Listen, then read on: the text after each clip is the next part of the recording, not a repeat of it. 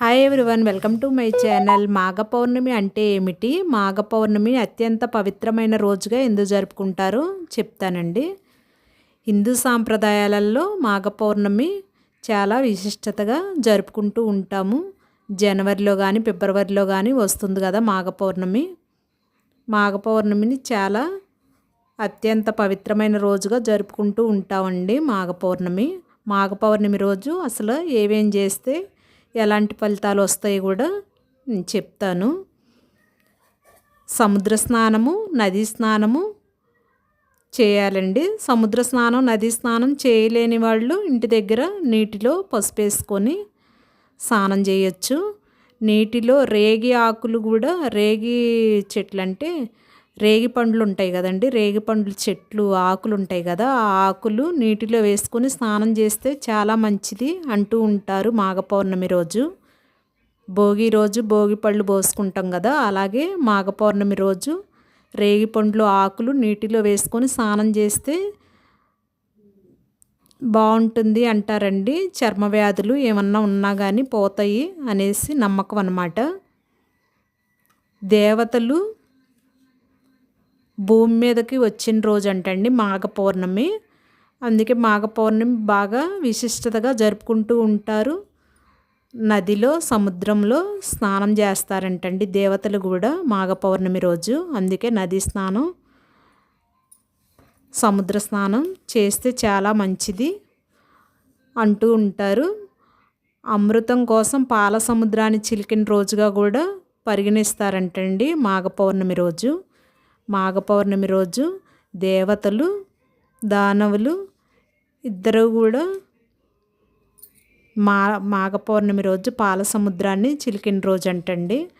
అందుకనే అమృతం కోసం పాల సముద్రాన్ని చిలికిన రోజుగా పరిగణిస్తారు. కాబట్టి పౌర్ణమి రోజు విష్ణువుని కానీ శివుని కానీ ఆరాధించటం చాలా మంచిదని చెబుతూ ఉంటారండి. మాఘ పౌర్ణమి రోజు ఉపవాసం, దీపదానం మరియు రుద్రాభిషేకం, పూజలు చేయడం వలన ఆయురారోగ్యాలు, అష్టైశ్వర్యాలు, భోగభాగ్యాలు, మానసిక ప్రశాంతత లభిస్తాయని చాలా నమ్మకం అండి. అందుకే మాఘ పౌర్ణమి రోజు చాలా విశిష్టంగా జరుపుకుంటూ ఉంటారు. మాఘ పౌర్ణమి రోజు నదికి వెళ్ళి స్నానం చేయని వాళ్ళు సముద్రానికి వెళ్ళొచ్చు. సముద్రంకి వెళ్ళి స్నానం చేయని వాళ్ళు ఇంటిలోనైనా స్నానం చేయొచ్చండి. పసుపు వేసుకొని స్నానం చేయాలి. చాలా అత్యంత పవిత్రమైన రోజు, పుణ్యప్రదంగా కూడా భావిస్తూ ఉంటారండి. ఆర్థిక సమస్యలు, కుటుంబంలో సమస్యలు ఏమైనా సతమతం అవుతున్నా కానీ పౌర్ణమి రోజు స్నానం చేస్తే పోతాయని కూడా నమ్మకం అన్నమాట. మాంసాహారం తినకూడదండి. సముద్ర స్నానం ఇవన్నీ చేస్తూ ఉంటాం కదా, మాంసాహారం మానేయటం మంచిది.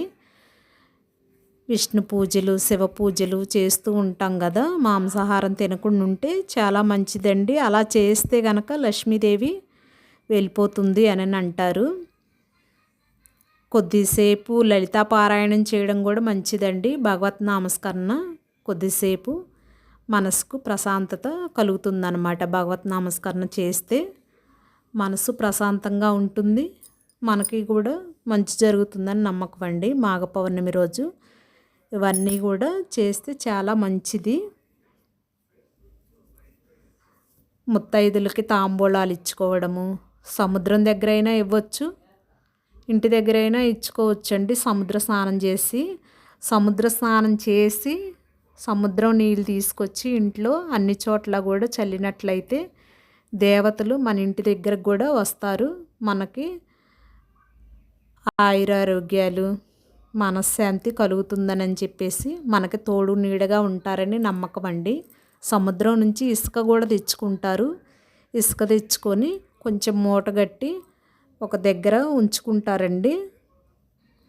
ఉంచుకుంటే చాలా మంచిదని కూడా అంటూ ఉంటారనమాట. పౌర్ణమి రోజు నీళ్ళైనా తెచ్చుకోవచ్చు, ఇసుక కొంచెం తెచ్చుకొని ఇంట్లో పెట్టుకోవచ్చు. అది ఎప్పుడైనా మనము ఏవైనా గుళ్ళకు కానీ స్నానాలకు కానీ వెళ్ళినప్పుడు పట్టుకెళ్ళి అక్కడ నీటిలో